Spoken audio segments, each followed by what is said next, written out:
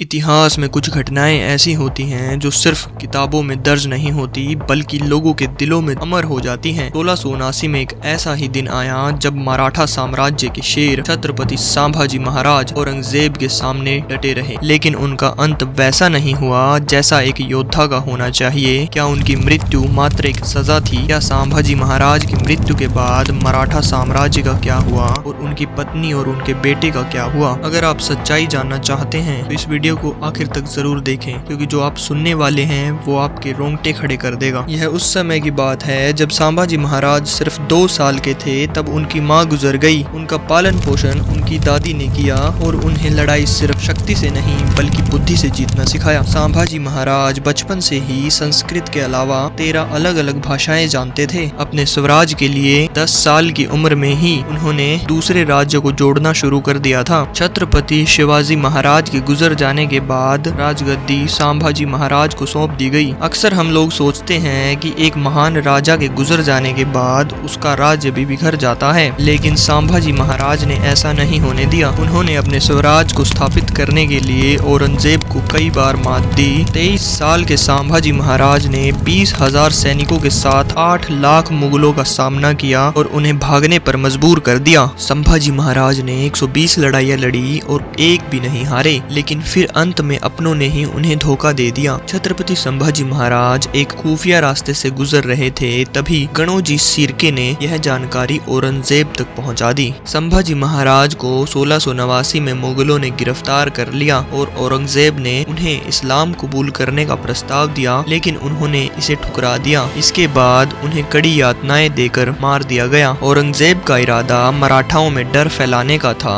लेकिन हुआ इसके विपरीत। संभाजी महाराज की शहादत मराठाओं के लिए एक प्रेरणा बनी और उन्होंने मुगलों के खिलाफ संघर्ष कर दिया। संभाजी महाराज की मृत्यु के बाद उनकी पत्नी महारानी येसुबाई ने सूझबूझ और धैर्य के साथ हालात संभाले। उन्होंने मराठा रणनीति को मजबूती दी और अपने देवर राजा राम महाराज को सुरक्षित तमिलनाडु भेजने का प्रबंध किया। यह एक ऐसा फैसला था जिससे मराठा वंश और उनकी स्वतंत्रता की लड़ाई एक नए मोड़ पर आई। येसुबाई ने मुगलों के खिलाफ छापामार युद्ध की रणनीति को और धारदार बनाया। मराठाओं ने अलग अलग दिशाओं से आक्रमण कर मुगलों के किलों पर दबाव बनाए रखा। इस दौरान कई महत्वपूर्ण किले मराठाओं ने फिर से जीत लिए, जिससे मुगलों के लिए दक्षिण भारत पर नियंत्रण रखना मुश्किल हो गया। इस बीच औरंगजेब ने 1689 में महारानी येसुबाई और उनके बेटे शाहू महाराज को बंदी बना लिया। उन्हें बंदी बनाकर रखा गया ताकि मराठा विरोधियों को कमजोर किया जा सके। हालांकि शाहू महाराज की कैद ही बाद में मराठा इतिहास की दिशा बदलने वाली साबित हुई। औरंगजेब अपनी पूरी ताकत झोंकने के बावजूद मराठाओं को पूरी तरह काबू में नहीं कर सका। 27 साल तक दक्षिण में संघर्ष करने के बाद 1707 में उसकी मृत्यु हो गई। इसके बाद मुगल साम्राज्य कमजोर पड़ गया। मराठाओं का दबदबा बढ़ने लगा। औरंगजेब की मृत्यु के बाद 1707 में शाहू महाराज को रिहा कर दिया गया और उन्होंने मराठा साम्राज्य को पुनर्जीवित किया और मुगलों पर विजय प्राप्त की।